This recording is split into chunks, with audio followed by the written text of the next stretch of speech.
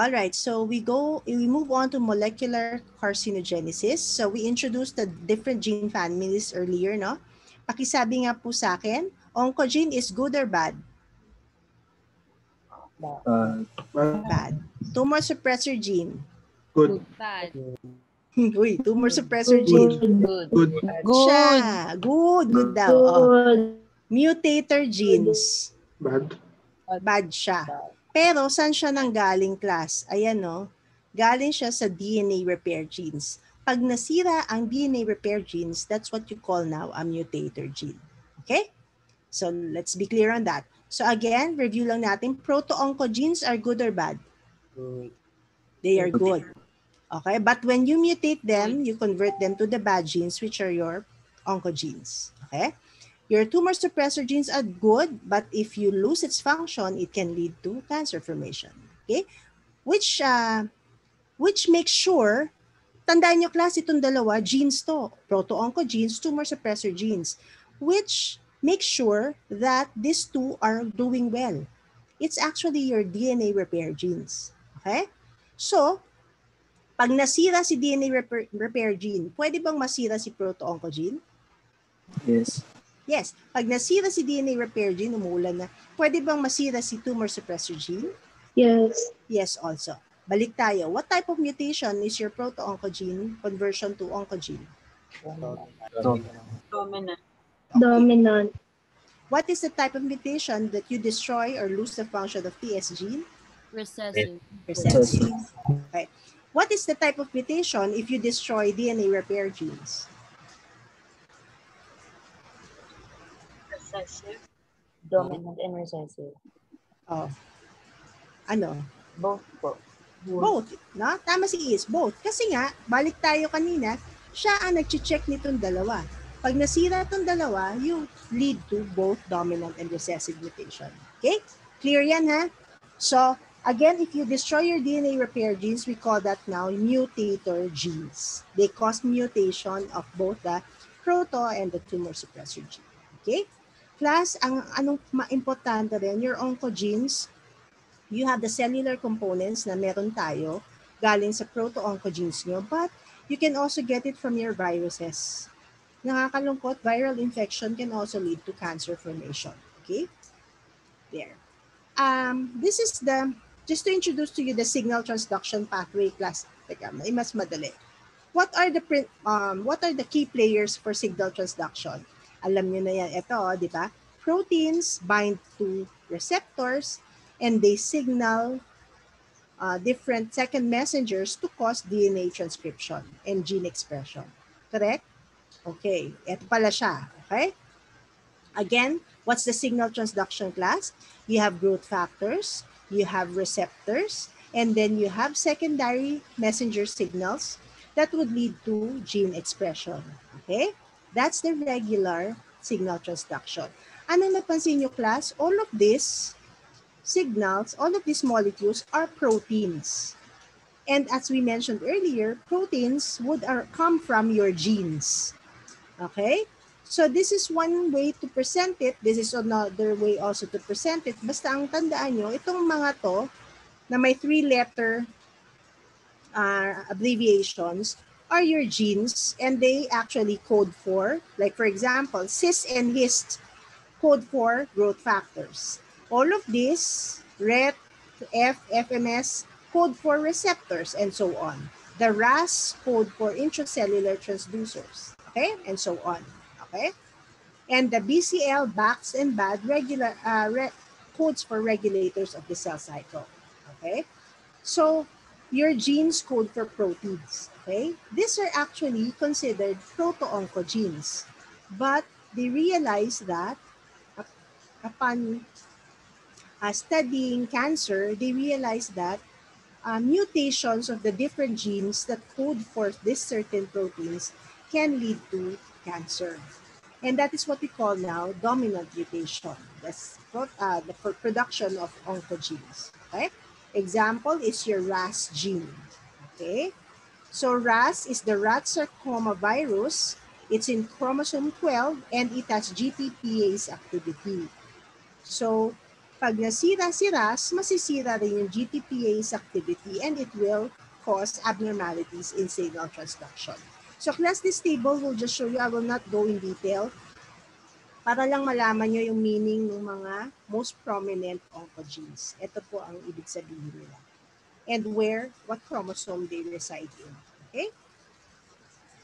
Okay. Moving on. So yan na. What are the ways that we can activate a proto-oncogene to become a cancerous gene? There is point mutation and deletion. We can do chromosomal translocation, and there's also gene amplification. Okay? So, paano po yung oncogene activation via point mutation? One example nga is your codon 12 that has the HRAS gene. Okay? Your HRAS gene normally has CGC tricodon that codes for glycine. Pero, pagka nagkaroon siya ng point mutation, G becomes T, it becomes valine. Okay? So that leads to bladder cancer. Bakit? There is loss of function of your HRAS that leads to loss of GTPase activity and leads to perpetual cell division. Okay? Class, I hope it's familiar with you. Glycine-valine substitution. Anong disease ang meron tayong glycine-valine substitution? Sickle cell. Very good. Tingnan nyo kung gaano kalala yung glycine-valine substitution. Sickle cell anemia in your hemoglobin. Tapos dito, bladder cancer. Ano lang ang nagbago, Dok? Glycine to valine lang naman. Kasi magkaiba. Ano ba yung glycine? It's the smallest amino acid. Valine is a very non-polar amino acid. So magkaiba yung characteristics nila and that leads to cancer formation and disease. Okay? Moving on, gene amplification. Definitely, if you amplify a defective gene, that can lead to multiple double minutes or homogeneous staining regions that is actually predictive of cancer. Okay? Next is your gene translocation. That's the third mechanism of proto-oncogene activation. Okay. That one example is your Burkitt's lymphoma. It's a tumor of the jaw, more common in African children. And it is caused by chromosomal translocation. Saan po yung chromosomal translocation ng Burkitt's? Ito, in chromosome number 8, the CMYC gene gets spliced and connects to the IgG promoter gene in chromosome 14. So what do you call the translocation? The 8-14 translocation. That leads to immortalization of the IgG promoter site in chromosome 14. Okay? So, tandaan nyo, Burkitt's lymphoma is chromosomal translocation. Another example is your chronic myelogenous leukemia. Okay? It's a myeloproliferative disorder. Okay? And it accounts for 20% of all leukemias affecting adults. So what does that, why do we have this, no? What happens? What is the pathology? Your ABL gene in chromosome 9 is transferred and translocated to the BCR gene in chromosome 22. Because of that translocation, you form a new gene. Tingnan mo, nagpalit sila. Diba? Ito lumipat dito, ito lumipat doon. So you form chromosome that is new, the fused ABL BCR gene. That's what you call your Philadelphia chromosome. Okay? So pag narinig ang Philadelphia chromosome, what is the translocation? A 922, and it leads to chronic myelogenous leukemia. Okay? Ito pa pala, may fourth pa. Fourth way to activate your oncogenes is via viral gene integration. Okay? Take note that viruses have also viral oncogenes that can accelerate cell growth and cell division. Okay? So, we move on now to your tumor suppressor genes. Ano yung sikat na alam nyo na tumor suppressor gene? Ito po, PRB and P53. Alright, they are your tumor suppressor genes. Okay, and what do? They prevent growth of neoplasms. They are recessive and highly conserved. So when you say recessive, you have to destroy both alleles for them to manifest. So it follows the Knodson's two-hit hypothesis. Okay? Kunwari, yung pinakita ko kanina sa inyo sa retinoblastoma protein, the first hit is the mutation, ordinary mutation or an inherited mutation. No?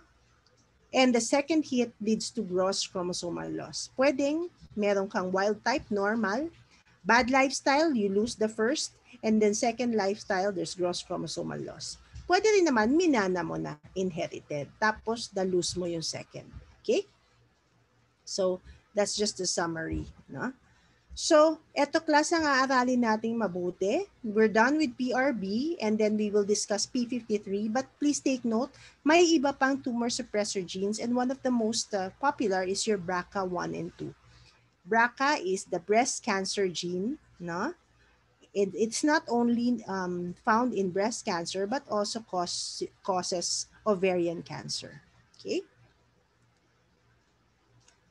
This is your retinoblastoma disease. Okay?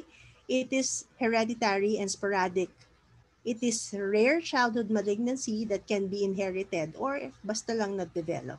Okay? Class, balikan natin. What is the real function of PRB? Nandito siya nakasulat. Inhibits E2F. Okay ha, nagbabalik tayo. Baka nakalimutan nyo. It inhibits E2F. Paano niya may inhibit si E2F? Kasi nakabind si E2F. Pero, what can inhibit naman PRB at binding to E2F? What is the regular, what's the normal way that we inhibit PRB para hindi siya mag-bind to E2F? Anong nangyayari? CDK phosphorylation.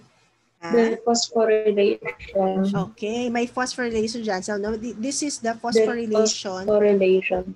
What does, sino nagpo-phosphorylate, di ba? Remember? Sino yung proteins na nagpo-phosphorylate kay PRB? CDK. CDK. Okay, good. It's your CDKs. Ayan, na-recall nila. So, that's a normal process. Okay lang na mas phosphorylate ni CDK, si PRB, para ma-release mo naman si E2F, para mapunta ka sa S-phase. But, if you're infected with a viral oncoprotein, Dok, saan po nanggagaling yung viruses na yun? These are your DNA viruses, no? So, it's your adenovirus and your human papillomavirus. Anong meron sila, Dok? They have proteins. Adenovirus has the E1A protein and human papillomavirus has the E7 protein. Okay? Early 7 protein, E7 is early gene, no? So, yan, coming from HPV and from adenovirus, it binds to PRB. So, pag nag-bind siya sa PRB, then indefinitely, you release now E2F. Okay? So, parang pareha lang sila ng effect ng phosphorylation. Pero syempre, ayaw mo naman ma-infect ng virus. Gusto mo lang yung normal phosphorylation. Alright?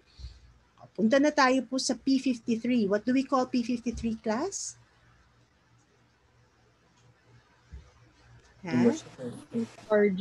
Guardian of the genome. Bakit ba siya tinawag na guardian of the genome? Okay?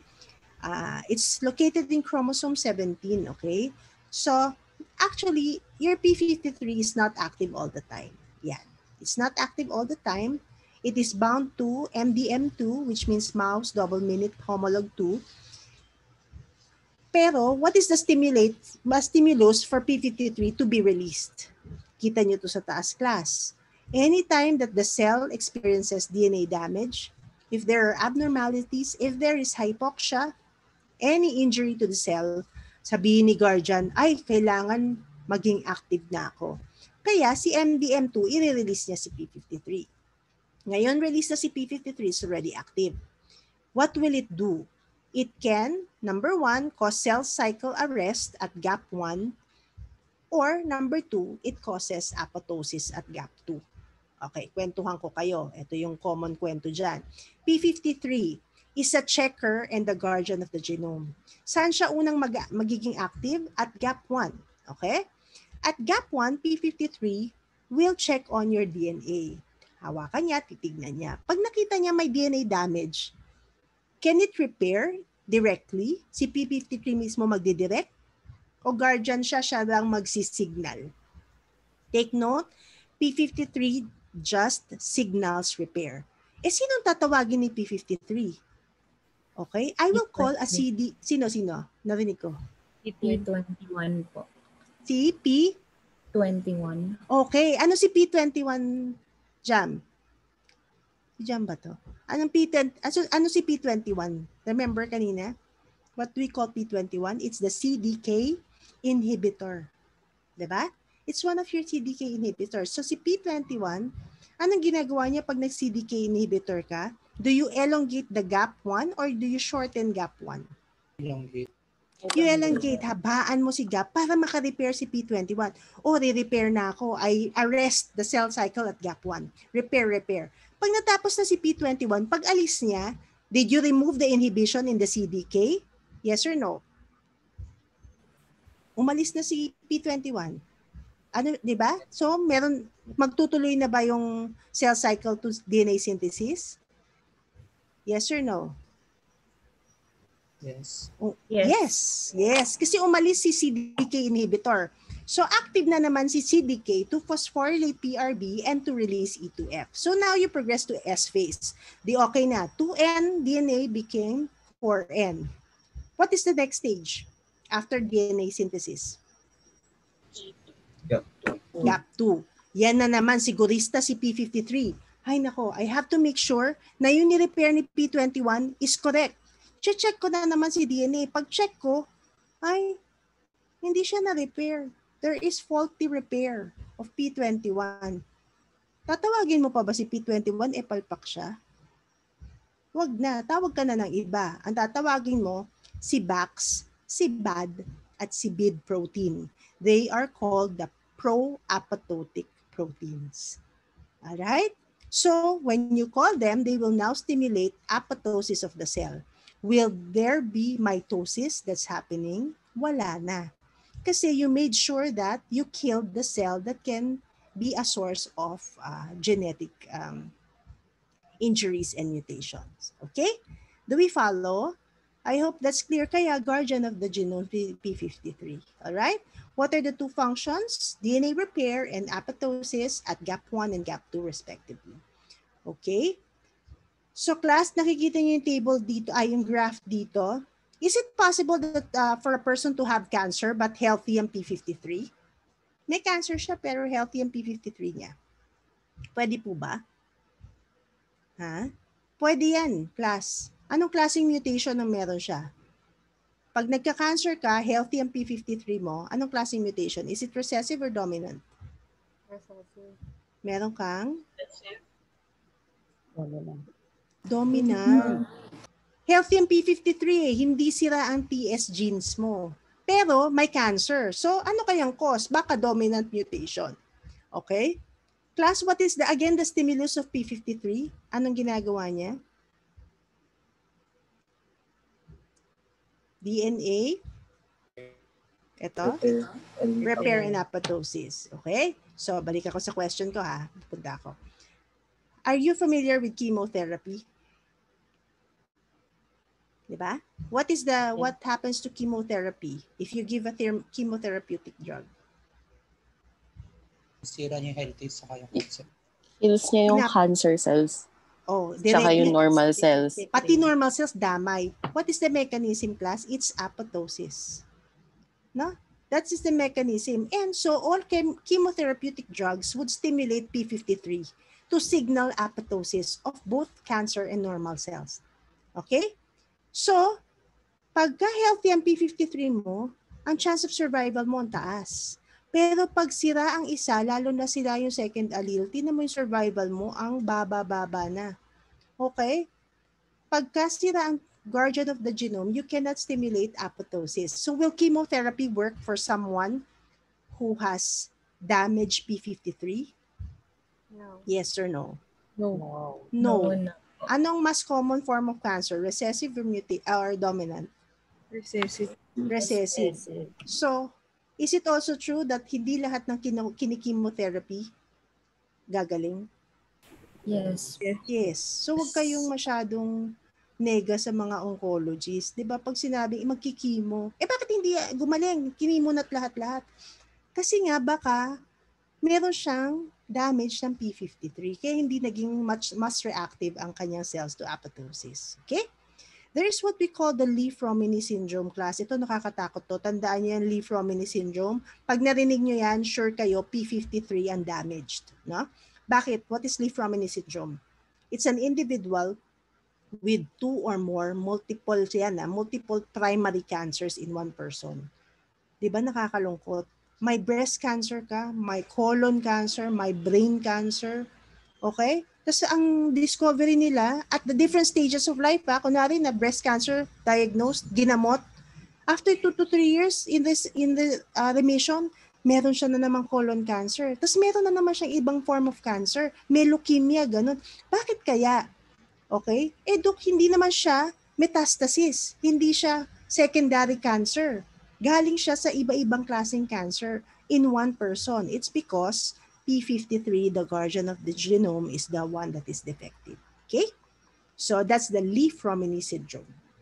Okay? So ito po class ang pinaka nakakatakot din. When you inhibit and destroy p53, hala, anong pwede? Nakaalala nyo, MDM 2-point mutation, yung nagbabind sa kanya. Pag sira yun, pwede rin yung sirain si p53. Pangalawa, viruses. Is this familiar with you? Balik tayo kanina. Ay, yan. Is it familiar? Okay. Viral oncoproteins, adenovirus, and human papillomavirus can also destroy p53 as well as it destroys your PRB. But ibang protein.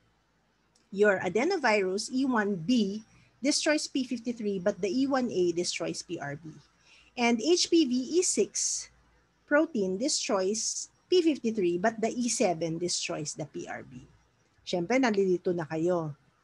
Ito sikat ito sa para way to understand. Galing lang to sa akin. Okay?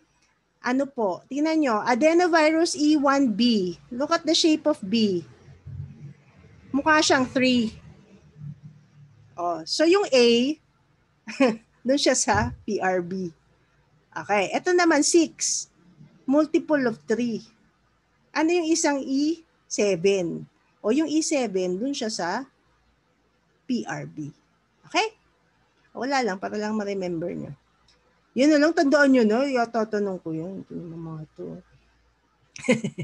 Okay? So yan na, just to stress class. So the real function of PRB, guardian of the genome, is to work at gap 1 and gap 2. Ano po nangyayari sa gap 1? DNA repair. Ano nangyayari sa gap 2? Apoptosis. What's the signal? The signal comes from p53. Pero dito sa gap 1, what's the protein that it signals? Ano ulit yung pinakasikat na well-studied? It is p21. Dito naman sa gap 2, ano yung tatlong protein na may mga vowel? Means apoptotic, Bax, BAD, and BID. Yung BID, baka inhibitory yung ibig sabihin ng I. Okay? Wala lang. Hanapin nyo na lang. Di ko pa, parang nahanap ko dati, nakalimutan ko lang siya. Okay? Alright. So, well, that's a summary again.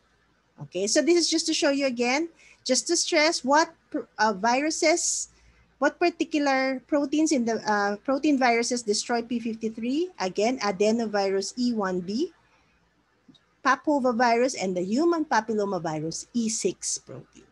Okay. Moving on to the mutator gene family class, ito yung nakakatakot, di ba? Kasi DNA repair siya. Inefficient repair and replication leads to propensity of oncogenes and tumor suppressor gene defect. Ito yung sinasabi ko kanina.